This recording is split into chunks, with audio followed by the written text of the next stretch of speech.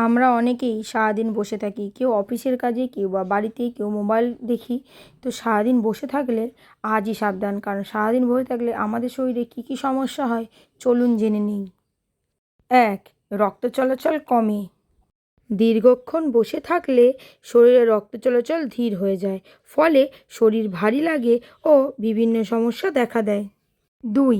পেটের চর্বি। সারাদিন বসে থাকলে ক্যালোরি ঠিকমতো খরচ হয় না, এর ফলে পেটের মেদ দ্রুত জমতে শুরু করে। ৩. কোমর ব্যথা। একই ভঙ্গিতে বসে থাকলে কোমরের ওপর চাপ পড়ে, ফলে ধীরে ধীরে কোমর ব্যথা ও জয়েন্ট সমস্যা বাড়ে। ৪. হার্ট ঝুঁকি। কম নড়াচড়া করলে হৃদযন্ত্রের কার্যক্ষমতা কমে যায়, এতে হার্টের রোগের ঝুঁকি বেড়ে যায়। ৫. ডায়াবেটিস।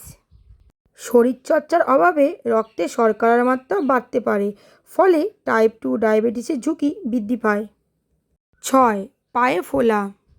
দীর্ঘক্ষণ বসে থাকলে পায়ে রক্ত জমে যায়, এর ফলে পা ফুলে যাওয়া ও ভারী লাগার সমস্যা হয়। ৭. মুড খারাপ। একটানা বসে থাকলে মানসিক ক্লান্তি বাড়ে, ফলে মন খারাপ ও বিরক্তি দেখা দেয়। ৮. অলসতা বৃদ্ধি। বেশি সময় বসে থাকলে শরীর ধীরে ধীরে অলস হয়ে পড়ে, কোনো কাজ করার ইচ্ছা কমে যায়। ৯. মেটাবলিজম কমে যায়।